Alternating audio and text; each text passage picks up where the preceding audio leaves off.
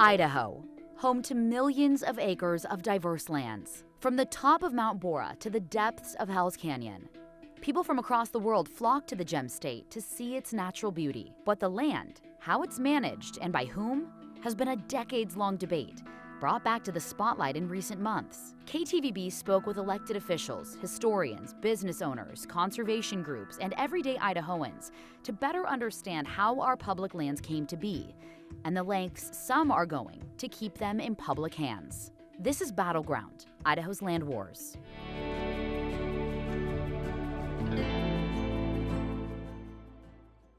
When you picture the American West, you probably imagine wild, wide open spaces, right?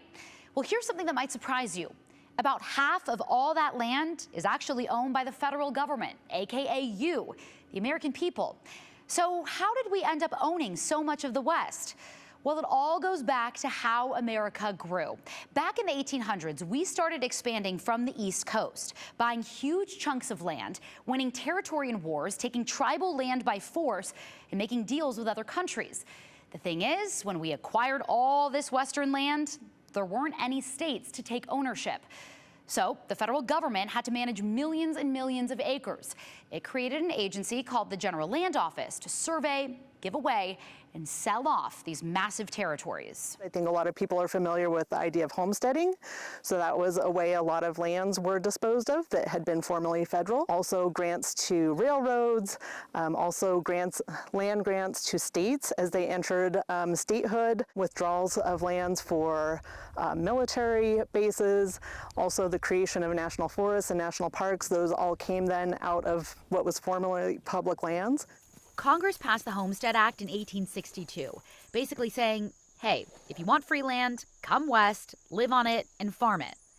But a lot of Western land wasn't exactly prime real estate.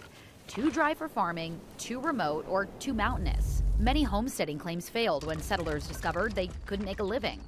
The federal government ended up holding on to land nobody wanted, or nobody could successfully settle.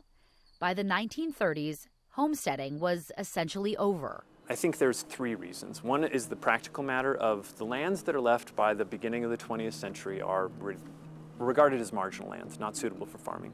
Two is there's this longer history of fraud and abuse and misuse of both land as well as land distribution acts, where people say this is not the idea. You know, we're having thousands, hundreds of thousands, millions of acres being consolidated into private hands and abused, and that's not right. And then third, by the end of the 19th century and the beginning of the 20th century, you have this growing movement for conservation, which calls for protecting these lands for the interests of the American people. And the federal government became responsible for doing that on behalf of Americans. It's set aside as land managed by the federal government for a variety of different purposes, including forest management, rangeland management. Franklin Roosevelt, does a temporary withdrawal of the public lands from further distribution and sale, and that is more or less finalized in 1976 with the Federal Land Policy Management Act. And that really set the stage for what BLM's mission is, and that included deciding at that point to largely stop the disposal of public lands and retain the remaining lands in federal ownership, and to manage those lands for multiple use, for the use of people today as well as into the future. And what does multiple use mean exactly? Well, multiple use includes using public lands for their natural resource values, for wildlife habitat, plant habitat, cultural resources, as well as uses like livestock grazing, forestry, recreation, transmission lines for energy, mineral development. The Bureau of Land Management was born out of the old General Land Office and the U.S. Grazing Service. Today, the BLM and the Forest Service manage most of the federal land in the West. And here in Idaho, the federal footprint is especially large, with nearly 2/3 of the state owned and managed by the feds. Idaho ranks 4th nationally for land owned by the federal government. While the BLM mostly oversees rangeland, sagebrush steppe, and desert canyons in Idaho, the Forest Service manages mountain forests, alpine peaks, and wilderness areas. The agency also balances multiple uses. In addition to recreation access and wildlife habitat conservation, it manages timber harvest, protects watersheds and wilderness, and manages wildfires. The National Park Service, Fish and Wildlife Service, Bureau of Reclamation, and Department of Defense oversee hundreds of thousands of acres, but have a much smaller footprint. You might be asking, what about state-owned land? Well, state land isn't public land. Are you ready for another history lesson? When Idaho became a state in 1890, the federal government gave Idaho over 3.5 million acres for institutions like public schools and universities. The federal government gave the state land as a way of providing an ongoing stream of revenue, essentially. Because the state is constitutionally mandated to make the most money it can for these institutions, Idaho started selling and leasing lands in the early 1900s. Land that was given to the state is managed for production, for financial return, and in some of those instances they decide that the way to make the most money is to sell it. Today, the state owns 2.5 million acres of endowment land, just 5% of the state. So over the decades, land was carved up and handed out. Some stayed federal, some went to the new state of Idaho, some went to private hands, all for different reasons, all at different times. The result? Our state looks like a giant checkerboard. Federal forests here, private ranches there, state lands scattered in between. It's a complex legacy of America's westward expansion, one that still shapes how we live, work, and play today. You heard Morgan talk about why some parts of lands out west were homesteaded and why millions of acres really weren't. You also heard Morgan talk about the different management here. There's federal land, there's state land. The state of Idaho has a unique arrangement, almost a checkerboard of different agencies that have ownership and management of different swaths. But how does state land play into all of this? State land like I'm on right now, outside the Boise foothills. There has been this lack of understanding for years, really since statehood, right?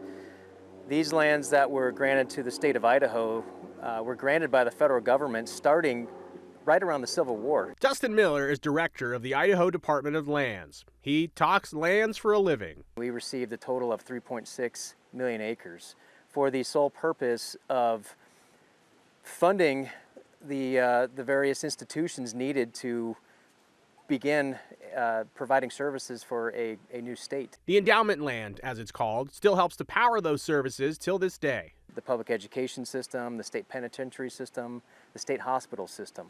And so the focus there was for the states to utilize those endowment lands to produce revenue and manage those natural resources in a way to produce revenue and maximize revenue for the endowment beneficiaries. And 85% of the acres we manage belong to Idaho's public schools. Particular parcels belong to specific endowments. This interactive map helps to show how it all fits together. The Land Board, made up of Idaho's top officials, provides directions to the Department of Lands in their management of approximately 2.5 million acres of that state trust land. But how does the Idaho Land Board generate money from it? Well, in the beginning, it was selling land as an easy solution. Land began being sold by the Land Board shortly after statehood and really slowed at about World War II, following World War II. About 1 million acres, 1.1 million acres were divested of, and a lot of those were more of the cropland areas, better fertile farm ground. Those were sold into private ownership, and we retained most of the timberland acres. Leaders knew that selling all the land would not help future generations, so they got to work on the land, and it continues as we speak. Sell timber on those lands. On about 1 million acres of what we have right now is timberlands, and that produces about 90% of the revenue for the endowment beneficiaries.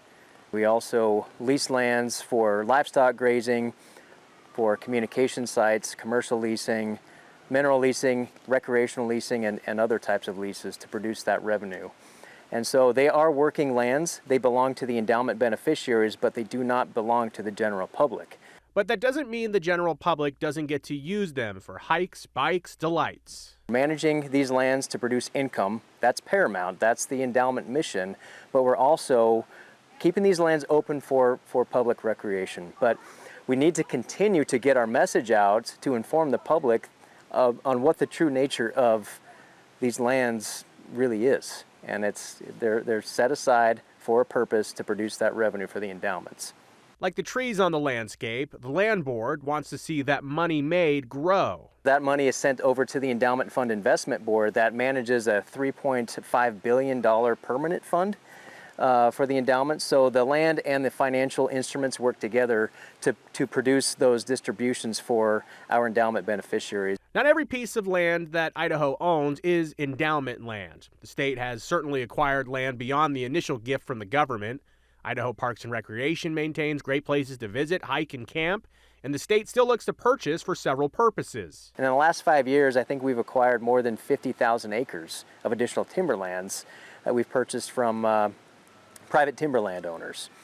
And so we are growing the state assets, the state land assets slowly, but we do have a land bank that allows us to use those funds to purchase lands that make sense for us to manage and make sense for us to acquire. Idaho does sell land in very specific cases, but knows that they can usually maximize endowment land with continued operations that have led to sizable payouts. Last year, the distribution based off of, again, our work on the land and the work done by the Endowment Fund Investment Board was about $100 million that was doled out to the beneficiaries.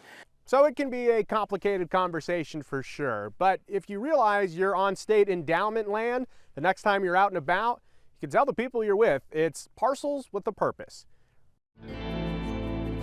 Our identity as Idahoans is just deeply intertwined with our access to public lands. From mountain biking trails to hunting grounds, Idaho's public lands are sacred to many who call this state home.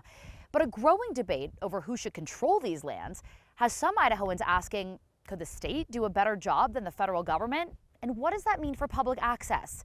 We headed to Idaho's great outdoors to explore what's at stake. Well, one was a California quail. Being outside, listening to nature. And I believe I heard a meadowlark. Feeds Kevin Merrill's soul. Just listen.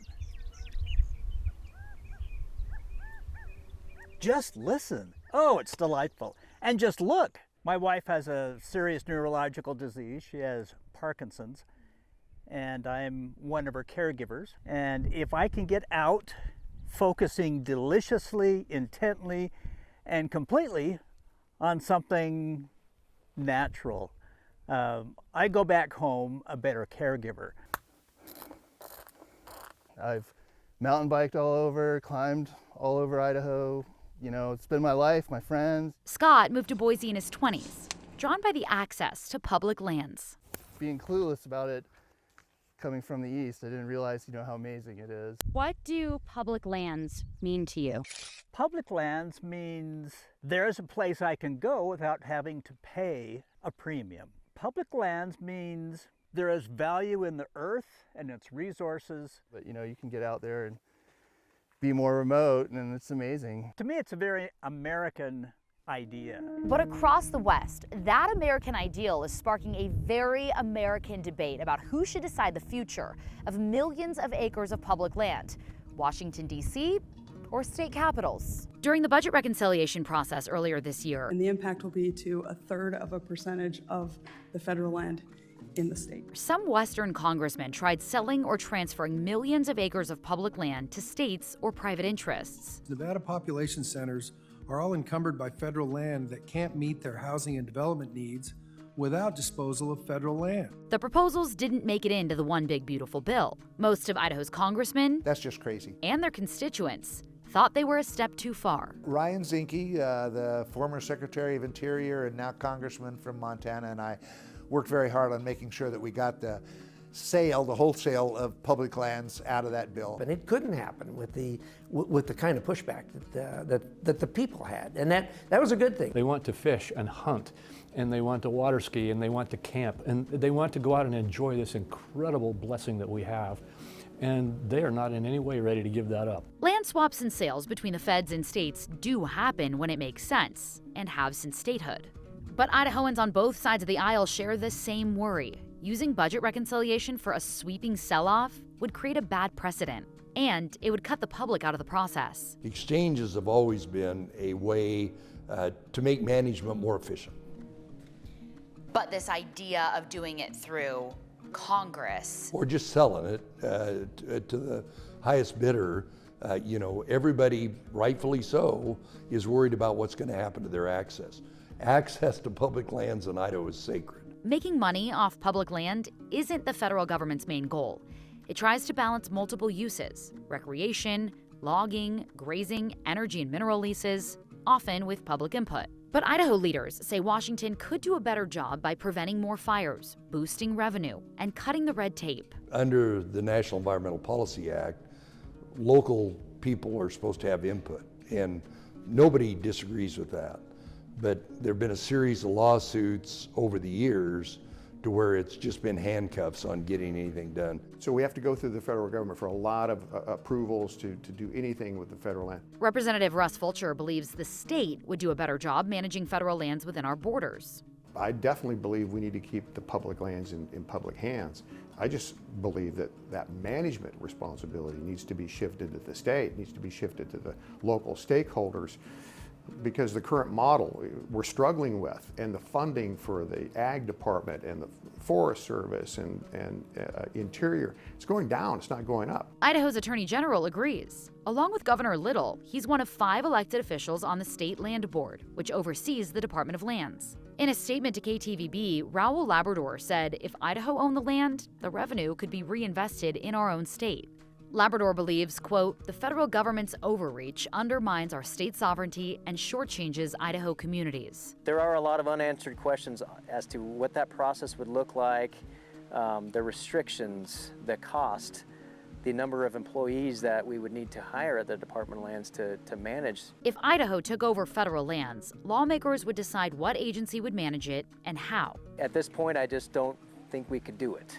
Idaho Department of Lands Director Dustin Miller says they couldn't afford to manage all the federal land in the state. They spent $60 million on fire suppression alone last summer, while the Forest Service spent at least 5 times that amount in Idaho. We've got our lands to manage, 2.5 million acres. That keeps us pretty busy, and we want to continue working in partnership with our federal partners to improve the health and resiliency of federal lands here in Idaho. While Idahoans can explore most endowment trust lands today, there's no guarantee tomorrow. The state constitution demands one thing of IDL: maximum profit for institutions like schools and prisons. They are working lands. They belong to the endowment beneficiaries, but they do not belong to the general public.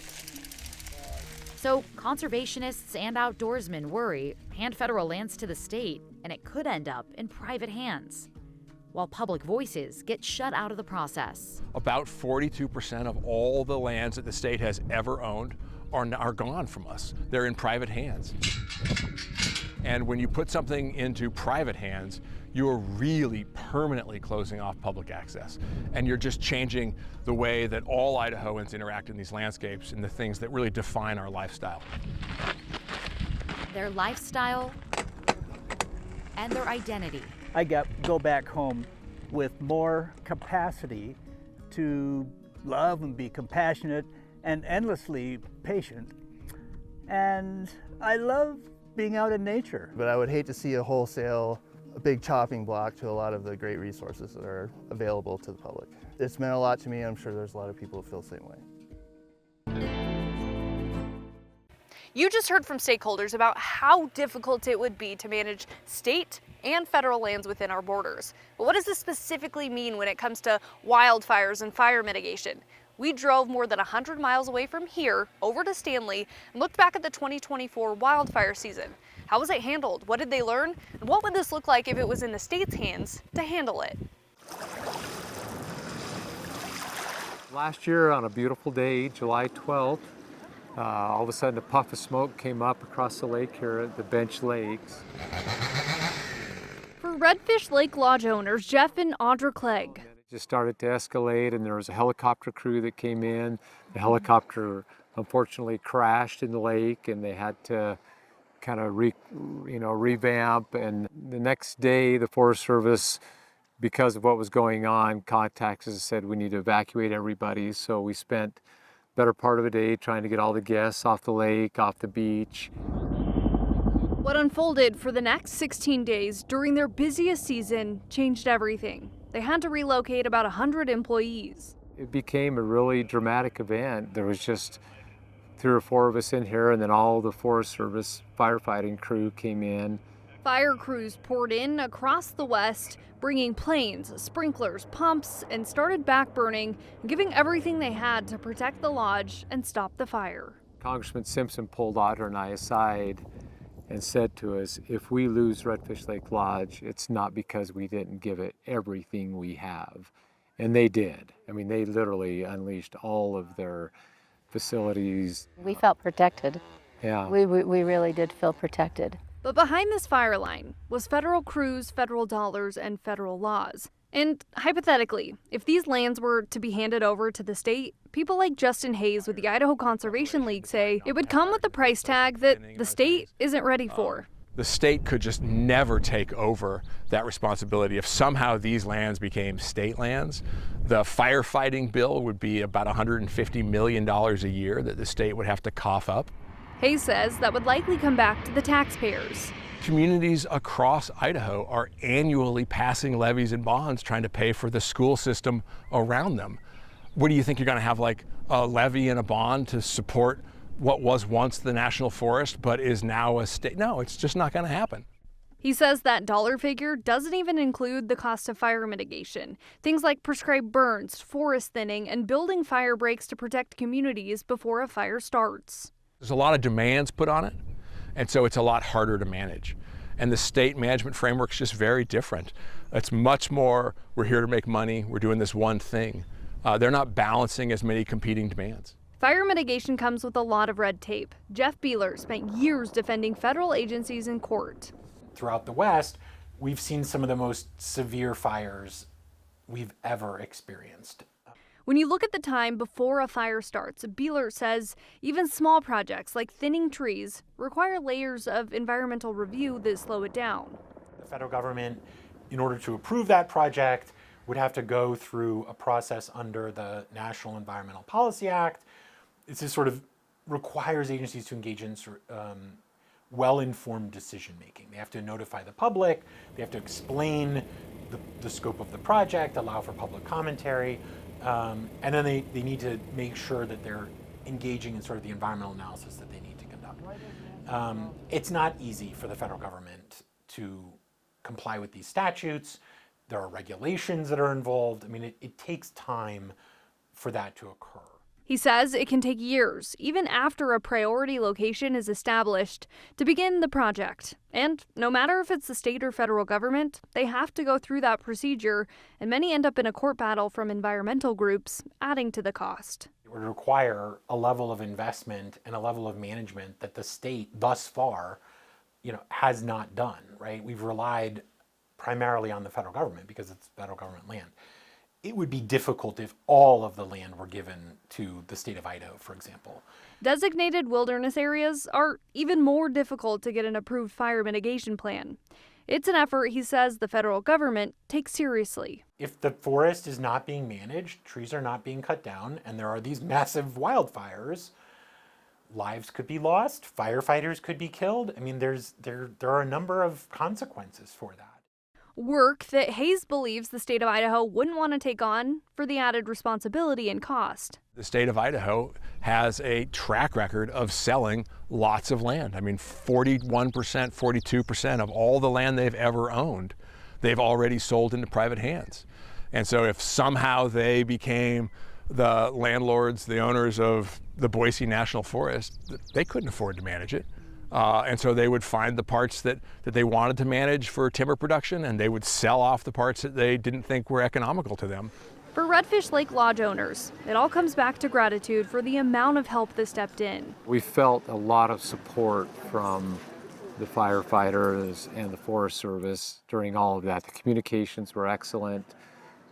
We were, informed all along the way. We attended all the community meetings. And they did an outstanding job of protecting all of our facilities. And it's the reason they can continue running the iconic lodge today. We're just so grateful. Everything is here and everything is good. Yeah. We're so grateful. As Idaho continues to boom, some local leaders face a tough question. How do cities grow when so much of the land next door is off limits for development because it's owned by the government?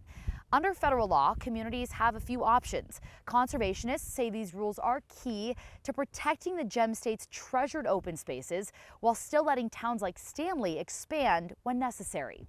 Abby Davis has the story. Nestled in the Sawtooth Valley, at the foot of iconic mountain ranges and rugged wilderness, Stanley's greatest feature is also its greatest barrier. The city cannot grow, really can't expand outward. Just look at this map. The city is small compared to the private property around it. That's shown here in white. Zoom out a bit and you'll see the rest of the land surrounding Stanley is federal. That creates the main problem we have, which is the lack of housing especially for workers to live here. Stanley Mayor Steve Bottai says nearby private property is too expensive to buy, forcing the city to look at expanding onto federal land to ease the housing crisis. There's a possibility that we could exchange some land with the Forest Service. Bottai wants to trade land the city owns a few miles out of town for a plot owned by the Sawtooth National Forest on the western edge of town. There, he hopes the city can build affordable housing units. The one that we own west of town probably is more valuable to the National Forest Service than it is to the city, because it would be difficult to develop. It has wetlands on it, it's open meadowland. The ecological values are much greater than the parcels that are along a city street. John Robison with the Idaho Conservation League. I just love talking about public lands. Says Stanley isn't the only community hitting roadblocks with all the federal land around it, especially as Idaho's population grows. Some of the most popular places for people to visit or people to live in are popular because they border public lands. And that does create some challenges in terms of affordable housing or other issues like that. He says rules and regulations protect federal land while still allowing communities a way to grow. Many are listed under the Federal Land Policy and Management Act of 1976, which states the public needs to have a say in lands considered for sale, and any sale or exchange must be in the public's best interest. The real solution to this is how to make sure that communities do more infill, and so really concentrate on working within the boundaries. And if there are parcels of public land, that should be part of the conversation. That's exactly what the city of Boise is doing, building up,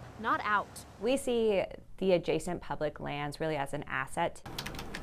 Planning manager Deanna Dupuis says love for the surrounding foothills is why the city's modern zoning code, adopted in 2023, promotes growing up. We talk to our community. They love having that access to public land and open space around our city.